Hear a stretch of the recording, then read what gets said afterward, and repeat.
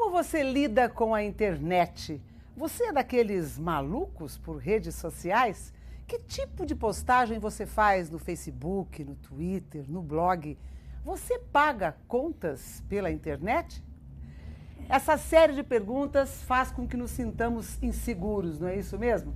Mas é bom você se sentir seguro mesmo. Agora, nem tudo está perdido quando se tem um advogado especializado neste assunto, um direito digital, que hoje participa conosco da entrevista aqui na Câmara Entrevista, para falar tudo sobre direito autoral.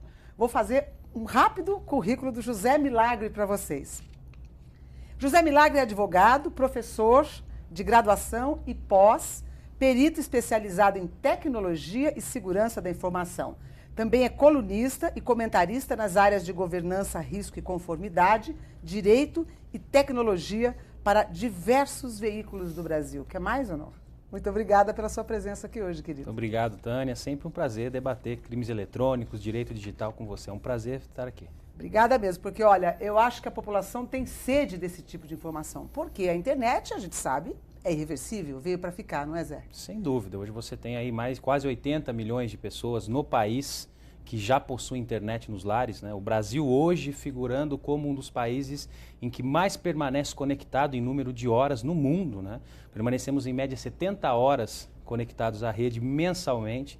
Então, toda essa questão de inclusão digital, ela tem também esse lado negro, que é pessoas que utilizam essa tecnologia, utilizam as pessoas cada vez mais da informática para aplicar golpes e fraudes.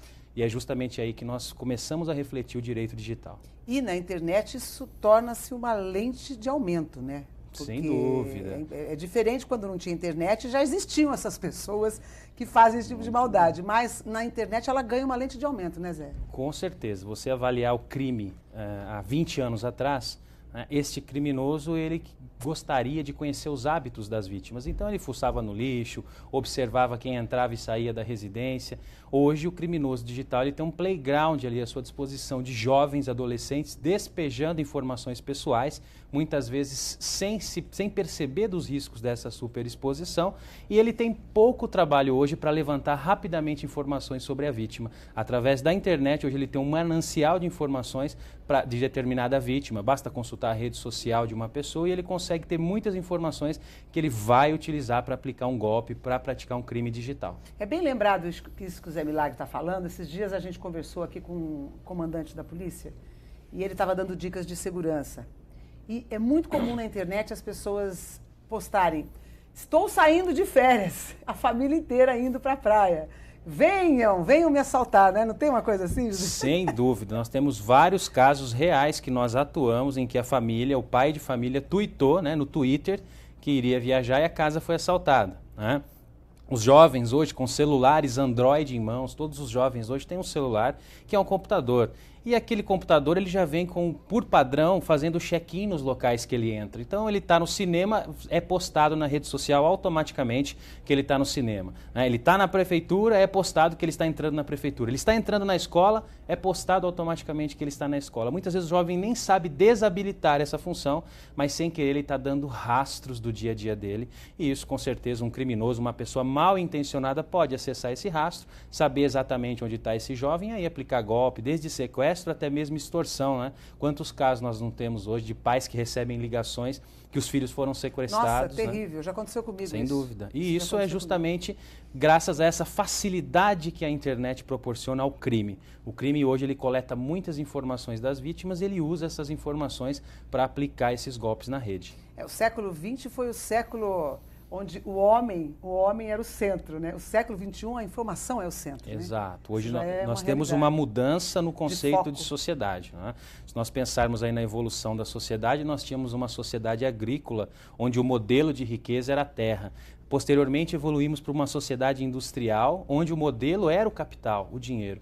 E hoje nós estamos evoluindo para uma sociedade da informação, onde a informação é o centro da sociedade. Informação gera conhecimento, bem-estar, é o bem jurídico protegido pela sociedade é fonte de riqueza e é considerado poder. Informação é poder. Então, tudo que atenta contra essa informação, ela ganha relevância jurídica. Então, a informação hoje é esse modelo de sociedade. Toda a sociedade acaba hoje praticando atos através da internet, de um computador, de um celular. Desde o momento que nós acordamos até o momento que vamos dormir, a gente se relaciona com tecnologia. E esses relacionamentos, muitas vezes, eles geram problemas, né? Crimes, geram fraudes, geram danos às pessoas. É justamente aí que existe a análise do crime eletrônico e o direito digital. Tá, e a minha pergunta é, com toda essa velocidade com que a sociedade da informação se movimentou no final do século XX, agora no século XXI, o direito correu atrás? O direito, ou ainda as coisas, as leis, as formas de proteção às vítimas de um crime como esse ainda estão sendo elaboradas? Como é que está isso, Zé? Dá um panorama para a gente. Veja, Tânia, o direito ele tem essa função de regulamentar as relações sociais, né? Fazendo prevalecer a sua vontade num conflito de interesses, num crime digital. O direito ele tem por gênese, por origem, acompanhar a sociedade. É papel dele estar ali para e passo com a evolução social. Logicamente que muitas vezes ele não consegue acompanhar essa sociedade. A velocidade das transformações hoje proporcionadas pela tecnologia é muito rápido, né? E o direito, ele, com certeza, ele está atrás desta evolução social, que é isso que nós visualizamos hoje, né? Então nós podemos verificar, por exemplo, né, na questão do direito digital, ainda nós temos, por exemplo, nos crimes eletrônicos, o Código Penal de 1940, da era do rádio, para nos proteger dos modernos crimes digitais. Então o direito ele vem tentando acompanhar, mas com certeza ele não consegue estar ali sempre atualizado, até porque essa sociedade muda radicalmente em questão de meses, nós já temos novas tecnologias e o direito se torna obsoleto. Esse é o grande desafio do direito digital, acompanhar essa evolução e dar respostas da justiça para aquelas pessoas que são lesadas em virtude da tecnologia. Eu quero falar bastante sobre essa questão da legislação, como ela é formulada, por quem ela é formulada, mas antes eu queria pedir para o Carlinhos, para ele dar um zoom aqui no livro, o José Milagre é autor deste livro, Guerra Eleitoral na Internet, e ele estava dizendo que esse livro é de 2012, mas precisa ser atualizado, porque justamente por conta dessa velocidade com a qual a sociedade digital se desenvolve, Zé. Com certeza, e principalmente na área eleitoral, né? Nós tivemos um pleito agora recente, em 2012, e com certeza nós tivemos muitas manifestações. A internet continua crescendo como fonte de decisão do eleitor, né? Como um fator elementar para qualquer político. E nós tivemos aí novos atos, novas decisões judiciais sobre internet, né, sobre propaganda eleitoral. Então, com certeza, ele é um livro, é um manual, né, de estratégias e melhores práticas para políticos, para a campanha eleitoral, mas que ele não para, né? Então, a cada eleição, à medida em que nós temos alterações na legislação e no próprio comportamento dos políticos, ele também continua sendo atualizado. Eu gostaria que você citasse alguns cases aí de coisas que aconteceram nessa última eleição agora, obviamente sem citar nomes, mas que vocês tiveram que correr atrás, e como é que foi, descobriram, pegaram uma pessoa? Cita uns cases interessantes para a gente, Zé. Nós tivemos muitas questões de desinformação, né? Como, por exemplo, este candidato, se ele for eleito, ele vai acabar com o funcionalismo público, ou ele vai tirar os benefícios, né? Que normalmente são pessoas que são patrocinadas de forma até suja, a gente pode dizer, né? Para postarem desinformações, os chamados boatos, os fakes, né? E nessas situações nós também ingressamos com as ações de quebra, porque as pessoas acham que estão lá amparadas pelo monitor, pelo teclado, atrás de quatro paredes, né, sobre quatro paredes, e não vão ser identificadas. Mas quando elas postam, elas deixam rastros, e através de uma ação própria, que nós conversamos com os provedores de conexão e de acesso, nós conseguimos chegar até as pessoas e aí mostrar que tinha ligação com a oposição, com o candidato, com outro candidato e assim por diante. Nossa, é achar uma agulha no palheiro isso? Sem dúvida. É difícil pra caramba. Nós temos, por exemplo, um caso de um trabalho feito de um candidato a governo que uma desinformação, ou seja, uma informação falsa que é plantada pela oposição, para que ela prospere, ela tinha 700 mil compartilhamentos. Né? Então você imagina 700 mil pessoas acreditando naquela informação. Colégio eleitoral de uma cidade grande. Sem dúvida. Se você não interage, se você não interfere, se você não trabalha essa informação, ou seja, o político hoje ele também tem uma central de boatos, né? Para resolver isso, para não deixar com que esse boato cresça e as pessoas acreditem. Se ele não interfere, infelizmente, ele vai ter aí uma interferência negativa em votos, consequência dessas informações que hoje circulam nas redes sociais. Daí a importância de monitorar as redes sociais. Tudo que falam sobre o político é preciso que ele saiba o que é positivo, o que é negativo, o que é neutro, para que ele dê resposta, interaja com o usuário e também conheça, saiba a tempo que existe algum boato que está sendo divulgado. As últimas 2 eleições, principalmente nessa de 2012, acho que a grande vedete foi a internet, né? A grande vedete. Sim, a internet ela vem crescendo consideravelmente no budget, no orçamento das campanhas. Se você pegasse eleições de 10 anos atrás, a internet não tinha relevância alguma. Fazia um site estático. Em 2008, a eleição municipal de 2008, a internet era quase o penúltimo meio de influência do eleitor na hora de decidir sobre o voto. Em 2010, ela pulou para o segundo meio.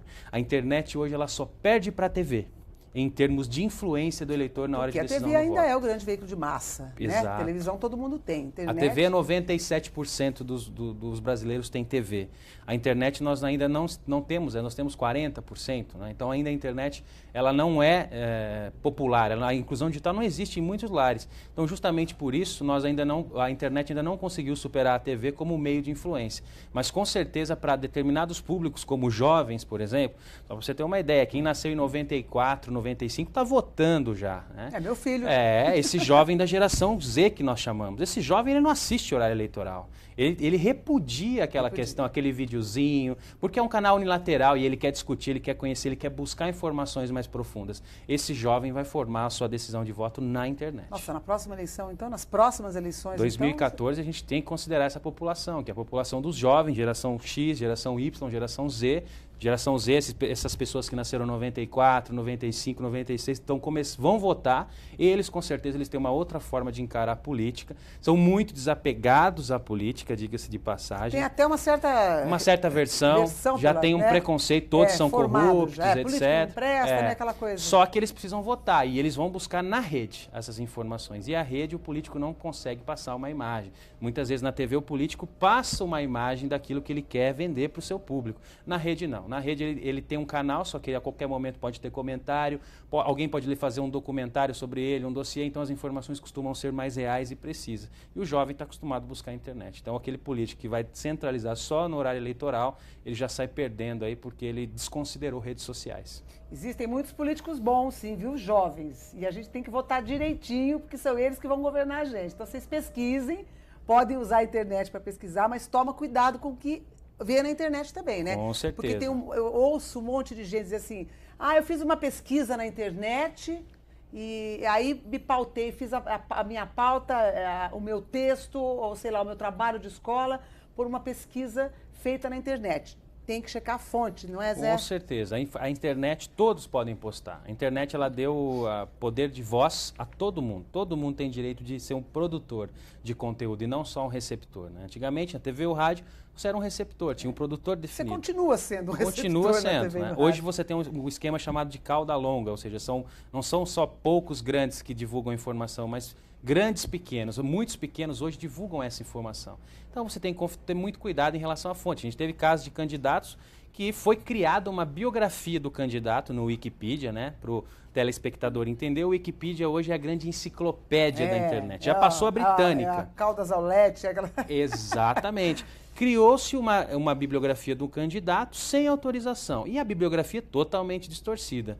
Na perícia, na análise de quem criou, nós identificamos que era uma pessoa do partido da oposição, criando bibliografias. Né? Então, se você não toma cuidado, até a sua bibliografia errada pode circular pela internet. Então, a gente tem que ficar atento em relação a isso para promover as correções. Zé, e onde quando vocês vão fazer a investigação, onde é que vocês capturam o bandido, vamos colocar assim? Exato. Onde que é? No servidor? Onde é que é? Isso. Eu queria que você explicasse isso de uma maneira bem didática, porque eu, por exemplo, tenho dificuldade para entender determinadas coisas aí dessa questão digital. Aí. Onde que vocês capturam o bandido? Toda a interação na internet, todos que navegam na internet se conectam através de um provedor de acesso. Então, se eu estou conectado da minha casa, eu contratei um provedor de acesso. Se eu estou conectado numa LAN house, existe um provedor de acesso. Tá, que pode ser o Terra, o UOL, Terra, pode ser o UOL, pode ser o provedor local, pode ser a NET, pode ser a Telefônica, pode ser a GVT. Então, esse é o nome do provedor. Esse é o provedor de acesso. Quando você se conecta na internet, você usa serviços da internet. YouTube, Facebook, Twitter, cria um blog.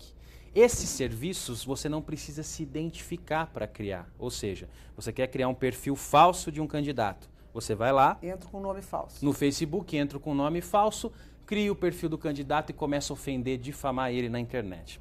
Até aí tudo bem. Ocorre que este serviço, o Facebook, quando você criou, ele coletou algumas informações suas, do seu provedor de acesso. Mesmo que você não forneça os seus dados reais, ele coletou o seu IP, que é o número que identifica cada usuário na internet. Esse número é possível identificar. É o RG, é grande identidade. Pode se nomear dessa forma. E a partir daí, então, quando existe um perfil falso, nós ingressamos com um pedido de quebra judicial, pedindo para que o Facebook, para que o Twitter informe qual é o IP deste anônimo que criou essa postagem. É como uma quebra de sigilo bancário, uma quebra de sigilo bancário, telefônico, exatamente. Você precisa fundamentar, demonstrar que existe o dano, fazer um laudo pericial, comprovar que é impossível apurar a autoria, que não por esta forma, e aí o juiz então expede um ofício ao serviço, Twitter, Facebook, blog, onde está a ofensa, para que forneça os dados de conexão desse usuário anônimo em 48 horas sob pena de multa. E aí sim o serviço fala, olha, quem criou esse perfil é o IP X, o IP Y. Através do IP, eu descubro o seu provedor de conexão. E sempre descobre, Zé, não tem perigo de 97% dos casos. Através do seu provedor de conexão, eu peço um novo ofício e falo, eu quero saber qual é o seu cliente que estava conectado na internet nesta data e hora dessa postagem ofensiva. E aí o provedor exibe. É o usuário X, mora na rua tal, telefone tal, ou é a empresa Y, rua tal, rua Y, e assim por diante. Às vezes cai numa lan house, pode cair numa lan house. Em São Paulo, a lan house é obrigada a registrar por 60 meses todos os usuários que conectam. Se a lan house não... 60 meses? 60 meses, 5 anos. Se a lan house, você chegou numa lan house e falou, olha, saiu daqui um perfil falso meu e eu identifiquei você e saiu dessa internet nesse dia e nessa hora. Se a lan house falar, olha, desculpa, eu não registro meus usuários, a lan house é responsável em face do usuário. Então ela vai te indenizar e vai responder como se fosse o criminoso, porque ela inviabilizou que se chegasse ao criminoso, né? Ela acobertou o criminoso à medida em que ela não cadastrou todos os usuários que usam os seus computadores. Isso é lei no Estado de São Paulo. Só no Estado de São Paulo? Só no Estado de São Paulo. Infelizmente, existem alguns estados aí que você pode usar lan house, eles não te pedem RG, nada, você usa o computador e aí você pode praticar um crime e você tem aí, em certo modo, assegurado o anonimato, porque você vai chegar na lan house não tem registro e não tem obrigação. E quando que nós vamos ter essas regulamentações em nível federal? Isso é uma necessidade do Estado, porque hoje muitos casos envolvendo crimes eletrônicos, eles caem na impunidade pela impossibilidade de apurar a autoria. Nós chegamos, às vezes, em lan houses aí do interior do Mato Grosso, interior do Nordeste, e a pessoa fala, olha, sinto muito, eu tenho 3 computadores aqui, eu só ganho um dinheirinho com isso, eu nunca tive um sistema de cadastro dos meus usuários. E aí você não consegue mais avançar, ou seja, chegar até o criminoso digital, né? Então, existem essas dificuldades ainda. Eu diria que as dificuldades em relação ao crime digital é mais em relação à apuração de autoria do que propriamente lei que puna. Nosso Código Penal é de 40, mas a grande maioria dos crimes praticados pela internet, o código já é aplicado. Agora, o grande problema é investigar, apurar. É isso que nós precisamos evoluir no Brasil. Tá, uma pessoa, por exemplo, que faça um perfil maldoso de alguém, ela é descoberta, qual que é a pena nesse caso? Hoje, o perfil maldoso ele pode se enquadrar aí, no caso, na difamação, né? Então, é uma pena simples aí de detenção de 6 meses a 2 anos, né? Então, não é uma pena de reclusão. Então ela responde... O que daria uma reclusão na internet? Hoje, em crime eletrônico, eu poderia tratar do estelionato, o furto mediante fraude, ou seja, aquela senha bancária, aquele e-mail que você recebeu, você está sendo traído, né? Ou seu nome foi negativado, ou você está sendo processado e quando você clica, o criminoso digital instala um programa e aí ele consegue roubar suas senhas bancárias e desfalcar financeiramente você. Nesses casos, a gente tem um crime maior, que é o furto mediante fraude ou até mesmo estelionato. Aí nós estamos diante da pena de reclusão. Infelizmente, quando eu estou falando de divulgação de imagens, quando eu estou falando de ofensas, xingamentos, eu estou falando de difamação. A difamação ela existe na rua como existe na internet. A difamação tem uma pena pequena de detenção, então, na grande maioria dos casos, ele não chega a cumprir uma pena privativa de liberdade. E isso é um dos fatores que motivam o criminoso digital. Muitos criminosos, muitas pessoas nunca praticaram um crime no mundo real, mas no computador elas se sentem motivadas, porque elas sabem que é difícil investigar e quando chegar até elas, se ela for condenada, ela tem uma pena irrisória, ou seja, ela não vai permanecer um dia, vai pagar uma cesta básica, vai fazer uma transação penal e aí não vai ter nenhuma consequência pelo dano que ela causou. E a gente sabe que a informática ela não esquece, né? Aquilo que foi postado, aquela ofensa, ela pode perpetuar a vida toda. Nossa, Que pesado isso. Nós temos casos em que a pessoa chega no escritório envolvendo fotos pornográficas, às vezes se permitiu fotografar pelo um ex-namorado, um ex-marido, ou até mesmo em algumas situações não sabia que estava sendo filmado, e normalmente a primeira pergunta é: você vai conseguir tirar essas fotos da internet? E aí nós já respondemos assim: seus netos vão ver suas fotos na rede. Foi o caso da Carolina Dickmann. Seus netos vão ver. O caso da Carolina Dickmann. Né? Por mais que nós possamos... Ele foi preso, né? O cara foi pego, desculpa. O cara que fez isso foi pego. Então, o caso da Carolina Dickmann foram três pessoas que foi feita a busca e apreensão, né, na residência deles. E, na verdade, eles não foram presos, porque não existe o flagrante. E ainda não se iniciou uma ação penal, ou seja, está ainda na delegacia apurando os fatos para verificar quem efetivamente acessou o computador da atriz, copiou as informações e disponibilizou na rede mundial de computadores. Isso que eu ia te perguntar, foi dessa forma que aconteceu? Eles conseguiram acessar o computador da Carolina Dickmann? Isso é o que a polícia diz, né? A polícia, no caso é a Delegacia de Repressão de Crimes do Rio, ela informa que alguém acessou indevidamente o computador dela, mas não se sabe se esse computador estava protegido ou não, se esse computador tinha senha ou não, ou se ela negligenciou com o computador, ou se foi a assistência técnica dela.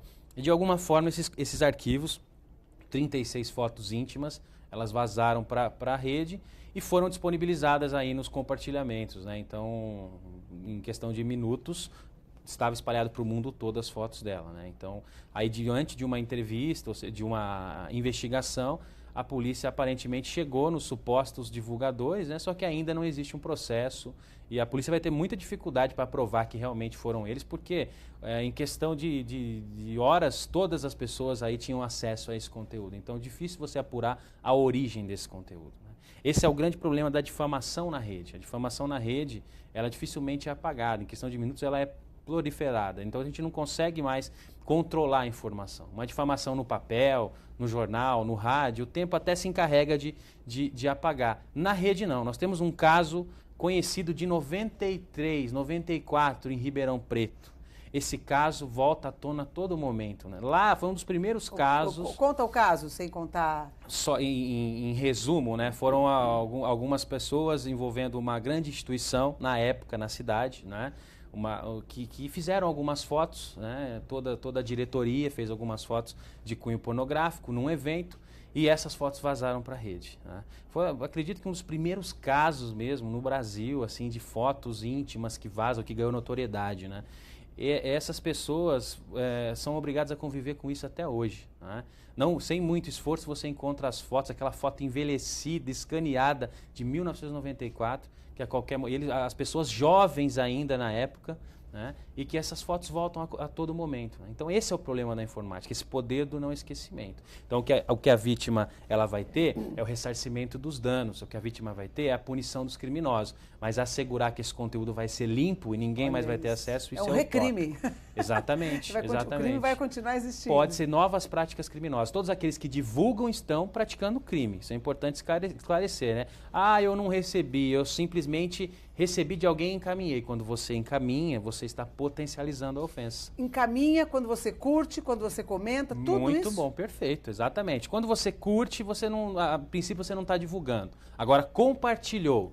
Está divulgando, está praticando um crime. Você tem 2.000 amigos, você está divulgando com seus amigos. Você potencializou uma difamação para 2.000 amigos. E-mail, recebeu lá, olha, vejam, fotos da pessoa X caiu na rede. Você vai lá encaminhar e coloca para sua lista de contatos. Você entrou na lista de criminosos. Com certeza, o Ministério Público ou a parte vai levantar todos os e-mails e vai mover um processo indenizatório criminal contra você. Quer dizer, quem compartilhar também pode ser penalizado. Compartilhamento, com certeza. Você favoreceu a prática do delito. Você continuou, você transmitiu essa difamação para o seu ciclo de amigos, você pode ser enquadrado. Então, muito cuidado. É um botãozinho, né? É um cliquezinho, mas que gera responsabilidade jurídica.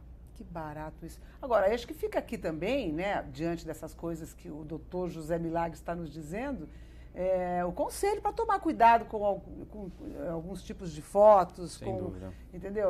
Por exemplo, evitar fazer foto com bebida alcoólica na mão, que, né, você é um advogado, você é um jornalista, você é um político, você é uma pessoa que trabalha, que se relaciona com a sociedade, aí aparecem aquelas fotos, todo mundo bêbado, com um copo na mão.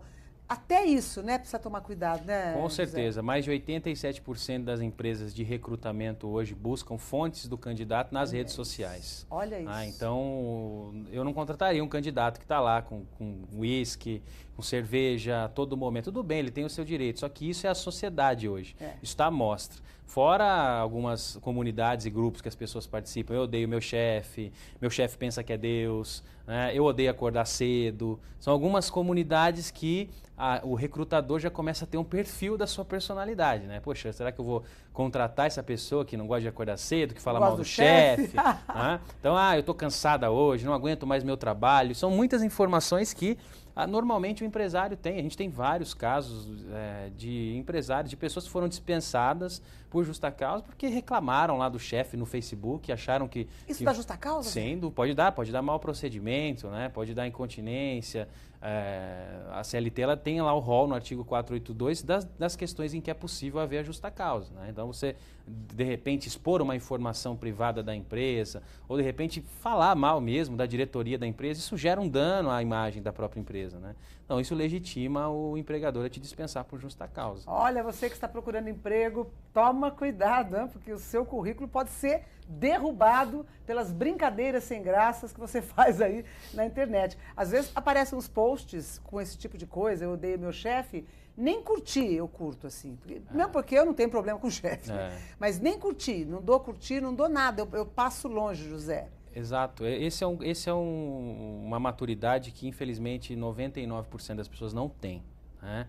Pessoas, elas entram na rede social e elas acham que a rede social é o lugar que elas podem exacerbar aí qualquer... Tô aqui em casa, tô à vontade, tô protegido. Aqui todo dia lá postando. E, na verdade, você está falando de uma sociedade, é como se fosse uma praça mesmo, né? Você gostaria de ser visto na praça de biquíni todo dia? Você gostaria de ser visto no calçadão de uma cidade com um copo de cerveja, um copo de uísque? Não. Se você perguntar para todas as pessoas, elas falam não. Mas por que então você faz isso no Facebook, no Twitter, né? Então as pessoas não têm noção de que os relacionamentos sociais, eles saíram da praça, saíram da feira, saíram do calçadão e estão nas redes. Então você tem que manter um mínimo de conduta nas redes também, para que você não tenha danos aí, para que você não possa ser prejudicado, questões de emprego e também para que não seja vítima de crimes e fraudes, né? Voltando rapidamente naquela questão da eleitoral, da época da eleição, e a eleição é uma coisa rapidíssima, as coisas acontecem com muita velocidade, tem aí 3 meses só para fazer campanha. Com um projeto para reduzir, já vai entrar no meu livro para 2 meses agora, tem um projeto que está tentando, a gente não sabe se ele vai ser aprovado a tempo. Um projeto de lei federal para reduzir a campanha para 60 dias. Que bacana. Então tem essa questão também. Gasta-se menos dinheiro. Gasta-se menos. Fala-se menos bobagem. Fala-se menos, vamos ter que ter um poder de síntese maior, vamos ter que transmitir logo com eficácia a mensagem. O candidato com menos recursos, ele tem uma vantagem, porque normalmente o candidato abastado, ele vai lá e quer mesmo que, se pudesse durar 6 meses a campanha, ele tem bala para segurar isso, né? E agora não, a ideia é que tentar reduzir o máximo possível, favorecendo também o candidato com menos recursos. E o candidato vai ter que ter uma objetividade fantástica agora. Exato, né? Porque a regra de envolvendo o tempo, ela permanece a mesma, né? Só o período que é 2 meses mesmo. Então ele tem que ter uma objetividade, uma síntese, atingir de forma mais direta esse eleitor, tentando atingir aí todos os públicos, né? Todo o jovem, o adulto, a pessoa mais idosa, né? Porque esse é o grande desafio hoje, mandar em uma mensagem só algo que possa chegar a essas 3 gerações. Então, eu ia te perguntar o seguinte, com a rapidez e a velocidade com que ocorre uma eleição, como é que foi para você nas últimas eleições para descobrir e pedir para o juiz e fazer todo esse processo que você tem que fazer, descobrir quem que é, pedir para o juiz? Uma loucura isso. É uma loucura. Nós montamos um QG mesmo, né? Então, para que o pessoal entenda como funciona. Em época eleitoral, para ser montada uma equipe de revezamento 24/7. Então é um QG que fica... tem que trabalhar de madrugada. De madrugada, tem pessoa de madrugada, não desliga em nenhum momento, né? A gente não sabe o que pode sair, né?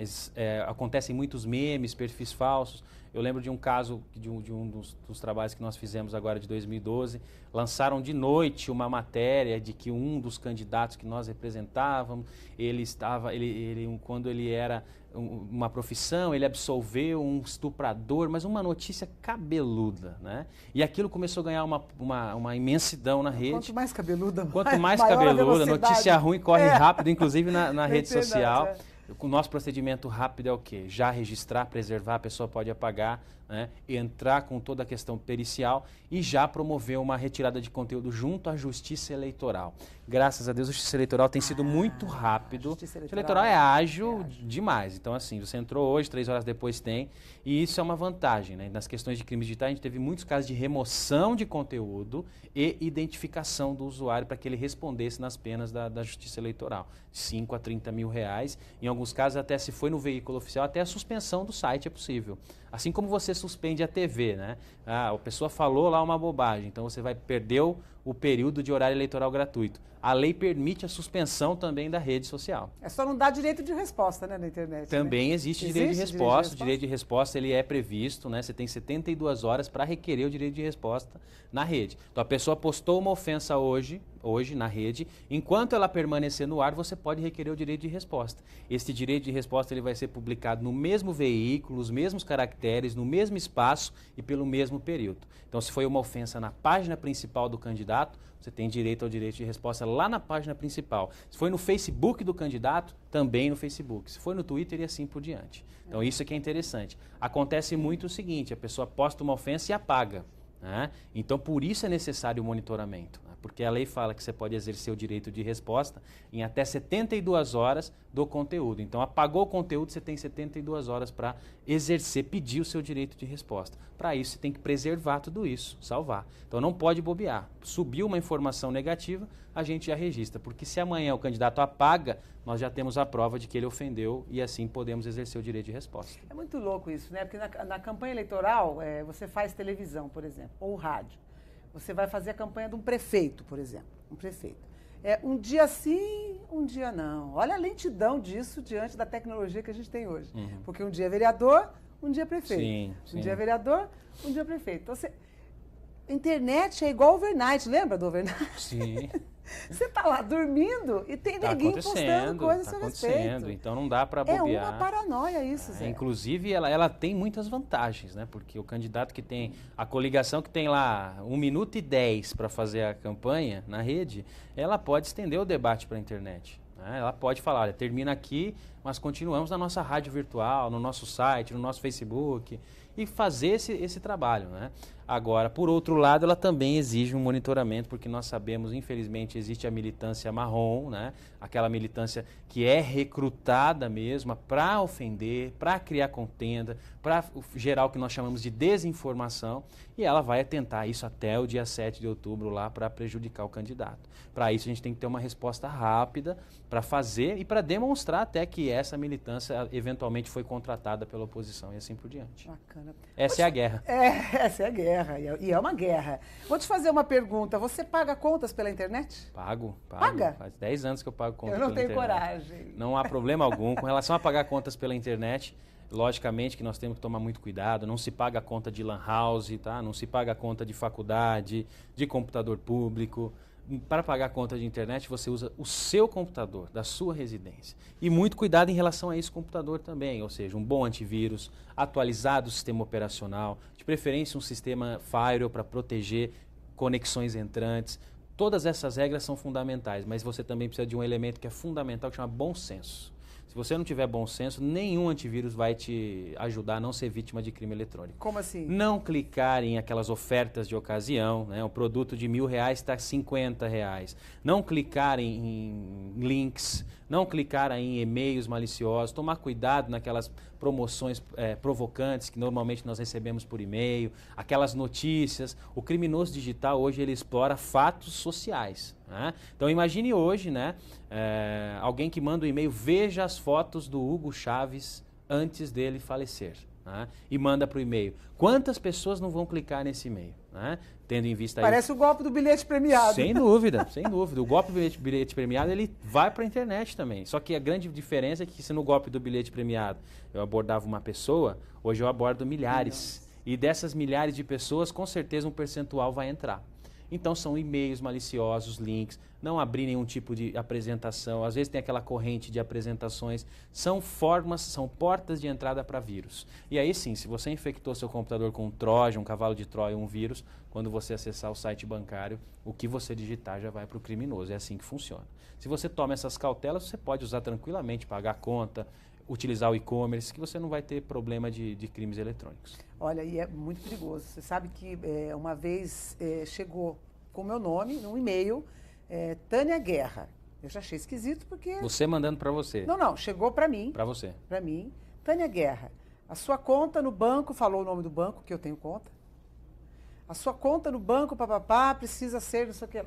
Recadastrada. Recadastrada, alguma para coisa sua assim. segurança. Eu tenho um cunhado que é gerente do banco, no qual eu tenho conta, peguei e liguei. Falei, fulano, Milton, querida, o banco, não manda nada por e-mail. Nós não fazemos nada por e-mail. Então, esses recados de banco também, às vezes a pessoa está... Entra. Infelizmente, às vezes a pessoa está desatenta, está na correria, acaba entrando, acaba fornecendo a senha para o criminoso, né? Então, o criminoso, hoje a gente costuma dizer que o criminoso digital ele é menos técnico e mais criativo. Sedutor, né? Principalmente no Brasil. A gente tem os Dons Juans digitais mesmo. Né? São pessoas que vivem do estelionato, do ardil, né? Da arte de enganar pessoas.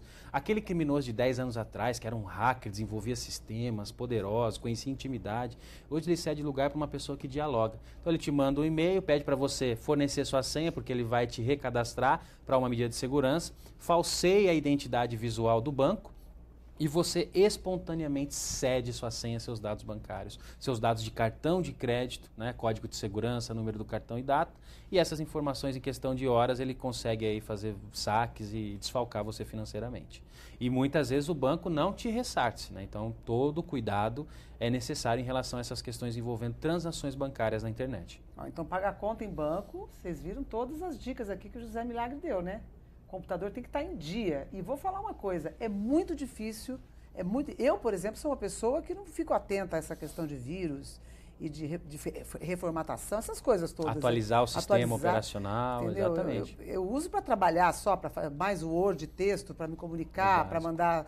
Então, é uma coisa com a qual às vezes a gente não se preocupa. Aí você vai pagar a sua conta e o seu... E de repente os seus dados são interceptados e alguém, um belo dia você recebe a fatura do cartão e lá tem lá compras no seu nome e aí começa a dor de cabeça, né? Assim que funciona, né? Várias compras e aí a investigação é extremamente morosa porque você tem que pedir as imagens dos circuitos de TV de cada estabelecimento. Alguns estabelecimentos não te dão sem uma ordem judicial, para que você possa ver quem comprou lá com seus dados, né? E essa é uma questão que é uma dor de cabeça. Então, vale mais a pena você investir num antivírus. Tem antivírus gratuito hoje, né? Eu dou uma dica aí para os usuários. O AVG é um antivírus gratuito, você pode baixar. Investir num antivírus e sempre manter atualizado seu sistema e, principalmente, volto a falar, bom senso, né? Existe um lema de segurança que fala, não há correção de segurança que resista à ignorância humana. Então, quanto mais curiosidade eu tiver na rede, mais propenso a ser vítima de crime digital eu estou. Porque muitas vezes aquele que sai clicando em tudo, abrindo tudo, baixando tudo, essa pessoa com certeza infecta rapidamente seu computador. É uma vítima fácil. É uma vítima fácil e aquela situação, né? Depois, para buscar esse ressarcimento, nem sempre é fácil. Às vezes o banco hoje vem pedindo perícia. O banco, se ele comprovar que a culpa é exclusiva do correntista, ele não é obrigado a ressarcir.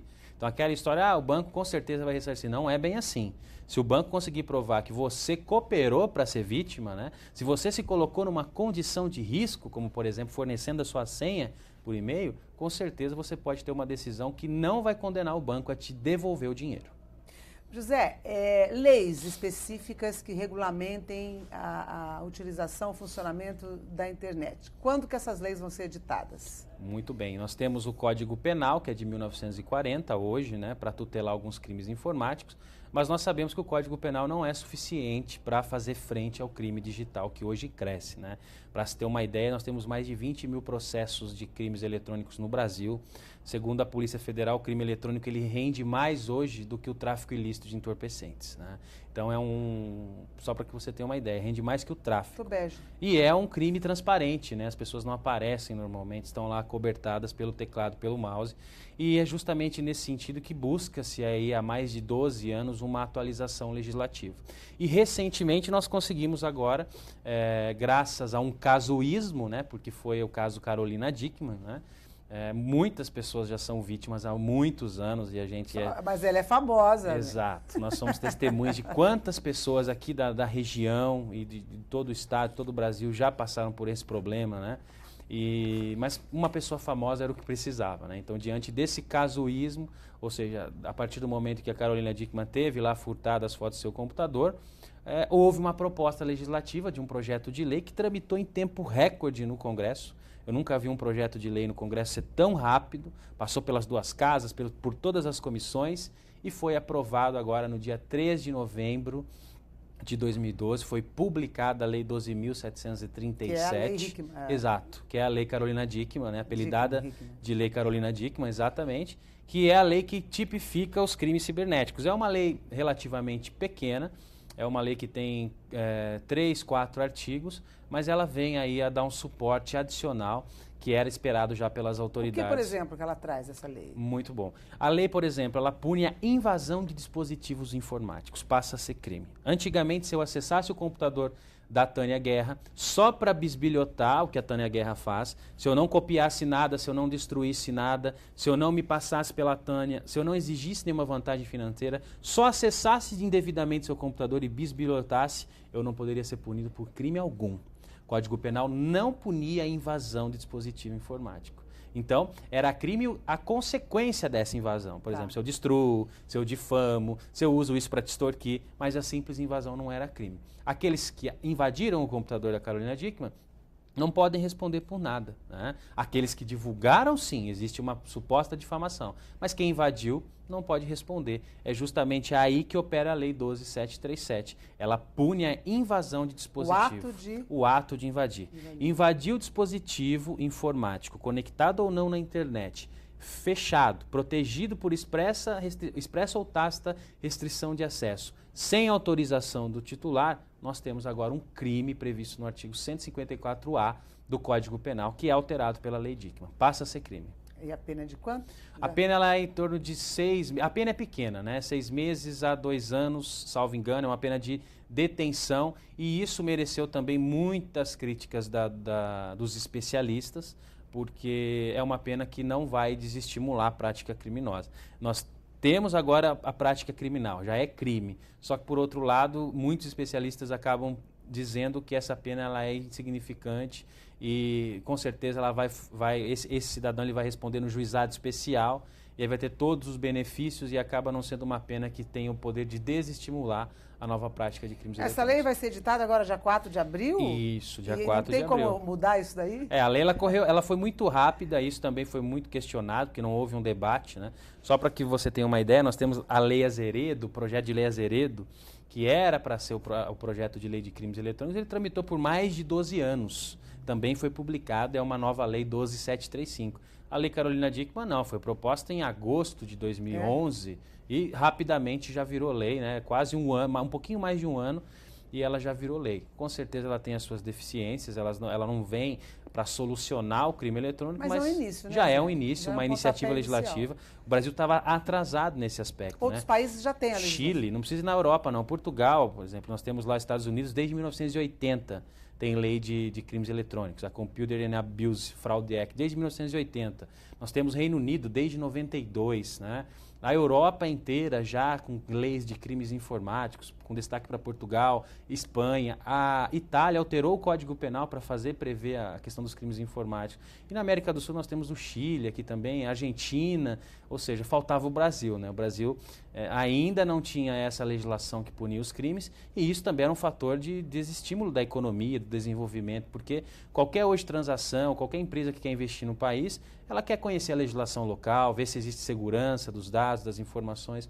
Então, quando eu proporciono uma segurança na sociedade da informação, consequentemente eu tenho aí o desenvolvimento econômico, isso faz com que o país cresça. Então, é uma iniciativa que tende a colocar o Brasil também como os países que já regulamentam os crimes eletrônicos. Está pensando que a internet é só ficar lá brincando? Ó, tem a ver até com o desenvolvimento do nosso país. A coisa é mais profunda, meu filho. Sem dúvida. Uma pergunta, eu tenho 500 perguntas para fazer para você, ficaria o restinho de ano aqui conversando com o José Milagro, porque ele é realmente uma pessoa interessantíssima sobre vários aspectos, mas nesse aspecto de direito digital é imbatível, não conheço outro. YouTube bloqueia alguns vídeos por conta de direito autoral. Primeiro, falar um pouco sobre isso e qual é essa lei? Essa lei é nossa? Essa lei é, por exemplo, dos Estados Unidos? É da origem da onde foi copiado? Como é que funciona? Normalmente, o YouTube ele não está hospedado no Brasil. O YouTube ele segue as leis do estado da Califórnia e segue a legislação autoral americana, né?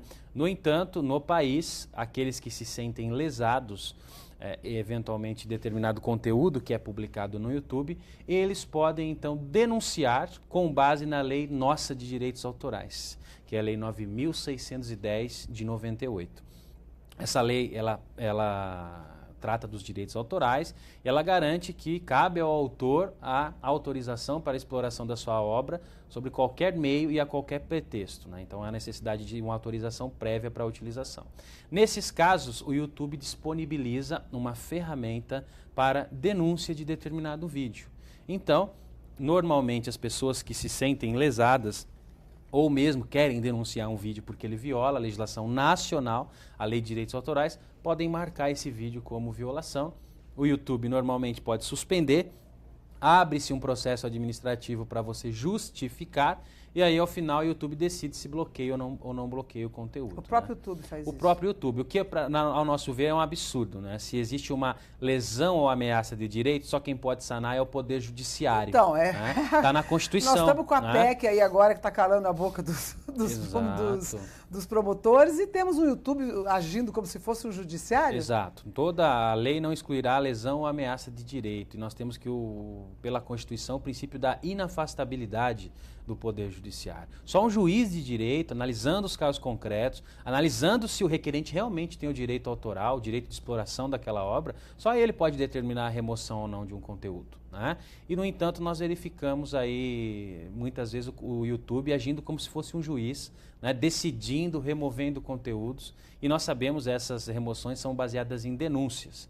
Então, aquela questão... Então, o denunciante também pode ser alguém está clicando lá, o denunciante pode querer te prejudicar, por exemplo. Claro. Eu quero proibir que a Tânia publique no canal dela. Então, todo vídeo que subir da Tânia, ele vai lá e procede uma denúncia. O YouTube não faz uma análise criteriosa e muitas vezes acaba retirando esse conteúdo. Então, a gente já entrou com várias ações, já existem ações para responsabilizar o YouTube por essa atitude arbitrária, unilateral, que não considerou o direito e que excluiu o judiciário, que seria o necessário. Né? Então, muitas vezes aparece lá no próprio Google, né? Esse conteúdo foi retirado por denúncias de violação ao direito autoral. Em alguns casos aparece a lei brasileira, em outros aparece DMCA. O que é DMCA? Digital Millennium Copyright Act, que é a lei americana. Então, às vezes, a gente pode ver ou a lei nacional ou a lei americana. O fato é que o YouTube está hoje, em alguns casos, o Google, né, que mantém o YouTube, removendo esses conteúdos, e aí é um problema sério para você fazer voltar, desbloquear.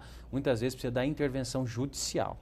Lembrando que é possível, tá? O Google tem sede no Brasil, está lá na Faria Lima, e pode receber citações. Então, aquelas pessoas que se sentirem lesadas podem buscar um especialista em direito digital para processar o Google, uma obrigação de fazer, para que volte o vídeo, para que não incomode, ou para que seja reparado a eventual dano que a pessoa teve porque um conteúdo saiu do ar no momento que ela precisava desse conteúdo no ar. Mas é possível que isso venha mudar um dia, que a Justiça tome alguma providência para tirar essa hegemonia toda do Google? É que, na verdade, quando nós nos cadastramos nos serviços do Google... Você tem que se submeter. Muito bem, nós temos os termos de serviço. Se as pessoas lessem os termos de serviço, não... Lesse o contrato, lesse a bula. Se você lê, você assusta.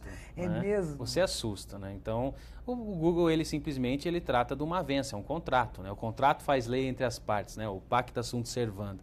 Você, a partir do momento em que clica e quer usar o YouTube, você aquece, concorda com as regras de serviço. E, logicamente, que todas essas arbitrariedades estão previstas lá. Esse termo de serviço é nulo, mas você fez um contrato com ele. Então, a única forma é você buscar o judiciário, eventualmente reconhecer a nulidade dessa cláusula, discutir os termos de serviço do Google e exigir que seu vídeo volte, que seu conteúdo não seja censurado indevidamente. O que o Google muitas vezes faz é censura prévia. E censura prévia ela é horripilante, a gente não pode aceitar hoje que haja censura prévia. Censurar conteúdo, remover conteúdo, somente mediante a apreciação de um juiz de direito. Ele sim tem condições, ele está investido na função jurisdicional, ele pode avaliar e ver, não, realmente aqui existe uma ofensa, uma violação autoral, determino que remova, mas não o Google diretamente fazer isso. É o que nós chamamos de notice and takedown. O que é notice and takedown? Qualquer um pode notificar o Google e ele remove. Né? E é aí que é um problema, porque eu não preciso mais do judiciário. Eu mesmo notifico. E o Google não tem poder investigativo, ele não tem qualidade, não tem uma qualificado para investigar. Exatamente. É por isso que nós precisamos do Marco Civil da Internet, porque o Marco Civil da Internet, que está sendo discutido no Congresso, vai estabelecer os direitos dos usuários e os deveres dos provedores. E um dos direitos dos usuários é a proibição do notice and takedown, ou seja, dessa prática de que qualquer usuário notifica ou marca um vídeo como ilícito e o Google diretamente remove sem apreciação do juiz. Então nós precisamos do então Marco isso também Civil. Já está em andamento. Já está em andamento, né? O Marco Civil da Internet, ele surgiu de uma iniciativa do Ministério da Justiça, da Secretaria de Assuntos Legislativos, subiu na internet uma consulta popular, ficou de 2009 a 2011 numa consulta popular, todos puderam colaborar na redação, né? Nós também temos a honra de ter colaborado, enviado uma colaboração formal para o Marco Civil, e ele ingressou no Congresso via projeto de lei por iniciativa do Executivo, está tramitando. Ao nosso sentido, deveria até vir primeiro que a lei criminal. Antes de estabelecer crimes, vamos estabelecer os nossos direitos, as regras, os nossos deveres. Infelizmente, no Brasil se inverteu. Diante de um caso de uma atriz global, conhecida, legisla-se criminalmente e a nossa lei que garante os nossos direitos e deveres, ela ainda está no Congresso, né? Mas o Marco Civil já foi adiado a votação por 6 vezes no ano passado. A expectativa é que o Marco Civil virasse lei o ano passado e nós esperamos que esse ano, né, que ele efetivamente vire lei e aí sim nós vamos ter direitos na internet. A gente não pode fazer cópia de livros, né? Vamos dizer assim que a regra diz que você não pode fazer cópia de livros, xerocar livros, né? As faculdades até pararam de fazer isso, me lembro quando eu estudava ainda. Você pode fazer cópia na internet? Não, na verdade não é possível também a cópia na internet. A lei de direitos autorais nossa, ela é muito sábia, à medida em que ela faz prever que depende da autorização do autor a cópia por qualquer meio, inclusive que se invente no futuro. A lei conseguindo assim, né? Talvez já prevendo as novas tecnologias de cópia, como a internet, né? Então, qualquer tipo de cópia, seja uma cópia física numa copiadora ou uma digitalização do livro para a internet, não deixa de ser uma violação autoral, né? Logicamente que a lei ela exceptua algumas situações, como por exemplo a realização de uma cópia para uso privativo do copista, né? Mas aquela cópia, que nós sabemos que é a cópia em escala, muitas vezes para distribuição ou para disponibilização num site para que as pessoas baixem, essa cópia ela pode até ser considerada criminosa. Além de responder pela Lei de Direitos Autorais, né, a Lei 9.610, indenização civil, dinheiro, ele ainda pode responder pelo crime de plágio previsto no Código Penal, no artigo 184 também. Então temos que tomar muito cuidado em relação aos conteúdos que copiamos e principalmente que disponibilizamos. Aquele que disponibiliza, a pena dele é maior. Está assinando embaixo. Sem dúvida, ele está favorecendo a cópia, ele está distribuindo. Aquele que copia também é criminoso, também responde nos termos da lei, mas ele não está distribuindo, ele copiou para ele também incide, só que a pena dele é menor. Então todo cuidado é pouco. Enfim, né? Este mundo maravilhoso da internet aí, que realmente é um processo de inclusão, né? É um processo de inclusão. Ele tem seus riscos, tem seus perigos. Acho que muitas dicas aqui hoje do nosso querido José Milagre, que é um advogado especializado nisso. Zé, queria saber se faltou alguma coisa super importante assim que você queira falar para o nosso telespectador aqui da TV Foi Câmara. excelente, foi muito pertinente, né, a gente debater essas questões. Essa é a realidade hoje do direito digital, né? O direito digital ele tenta correr atrás dessas relações sociais, protegendo o cidadão em face da informática ou dos golpes utilizados na informática. Nós usávamos um código penal da era do rádio, hoje nós estamos evoluindo para a Lei Dickmann, que é uma lei que tipifica crimes eletrônicos. E em breve nós teremos o Marco Civil da Internet, que é essa grande constituição da internet, que vai regulamentar direitos e deveres. Nós vamos ter um congresso, né, o primeiro congresso de Direito Digital e Segurança Cibernética.